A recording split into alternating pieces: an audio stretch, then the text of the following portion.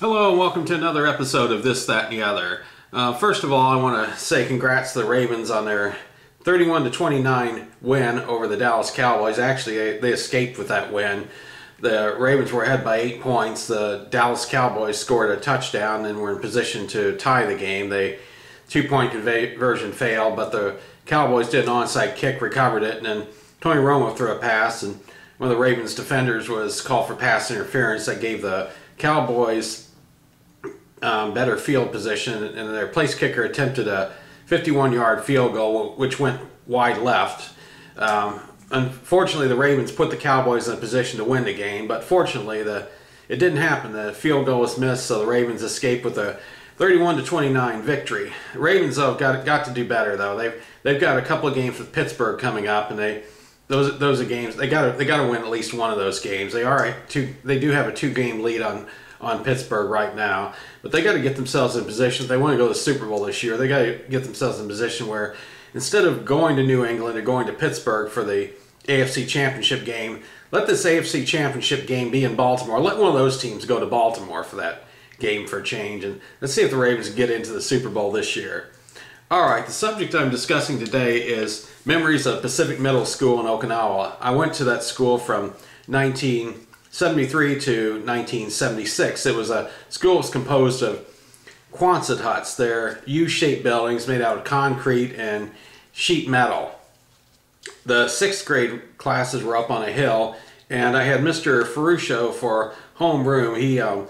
One of the classes he taught was marine biology, a very popular class. As a matter of fact, I had to get on a waiting list to have his class. It took a couple semesters before I got into class, but he used to take students across the street to where the East China Sea was, and to seawall, and go around walking around the water, seeing the various sea life. And pretty interesting class. Some of the other teachers they had at Pacific Middle when I was in 6th grade was Miss Liebeck. That was another one. Miss Navarro. Mr. Folliard, he taught a filmmaking class, which was a fun class to take as well. There was Mrs. Walker, who taught in one of the classrooms, and she later transferred and taught 7th and 8th grade home ec. And there was Miss Hill that taught PE, and then Mrs. Carroll took Mrs. Walker's place for the rest of the year. One of the memories I remember at the school every year was the track meets. We had that once a year, and there was also the talent shows. There was a first couple of years they had it at the Sukaran Theater, and I remember when I was in 6th grade, William Nagami and his sister winning the competition, and there were a couple of other ones after that. But in 8th grade, they actually had it in our own movie room, where they had like a stage. I don't know what you call that room, big room. They showed movies there sometimes. They also had plays. So anyway, that was where the last talent show was. Don't remember who won those talent shows, but I do remember William Nagami winning the first year. 7th grade, I had Mrs. McFadden for homeroom and also for math, older lady. Mr. Fisher, he was one of my favorite teachers at Pacific Middle. I had Miss Eastland for social studies, and there's Mrs. Dragoo that taught English. Mrs. Gould taught art, and Mr. Veltman taught PE. In 8th grade, I had Mrs. Walker for homeroom and also for math. Mr. Thornton taught social studies, and Mr. Materna was my gym teacher that year. And there was Miss Mallacy that taught English, and Miss Wayman that taught science. Some of the people that I was friends with during those years were Mark Pennington in 6th grade. There was Alpha Garrett I was friends with. He was one of my neighbors at Cashaba Terrace. Paul Long, I knew he was in some of my classes, and I also knew him from church. He was in my confirmation class. There was Lee Sheasley. He was also a neighbor of mine at Rycom Plaza, and also in my confirmation class at Faith Lutheran Church.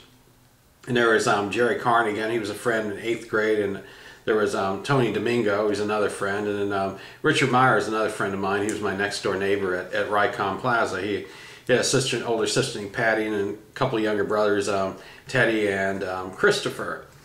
And one of the things I remember at in 8th grade at Pacific Middle was they had some performance outside. It was very hot and the band was performing. I guess it had performed every day. I remember a girl fainting on the stage and having to go to the nurse's office. That was one of the memories I had. I remember how hot those classrooms were. School classrooms did not have air conditioning. I think the only place that really had air conditioning was maybe the administrative offices and the library. That I loved any opportunity to get to go to the library, and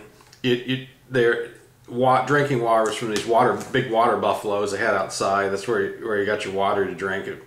But it wasn't this class. It was not a pleasant experience as far as the heat. But I mean, I have a lot of fond memories of school. I had friends. Mr. Taylor was the principal when I started there, and he left when I was in 7th grade, and then Miss Y took over as principal throughout the years I was there, 7th and 8th grade. But a lot of fun memories of the school, and it was an enjoyable experience. I would have gone to Kubasaki the next year, but we left Okinawa in August of 1976 and moved to Northern Virginia, and that's basically my experiences from Pacific Middle. Thanks for watching.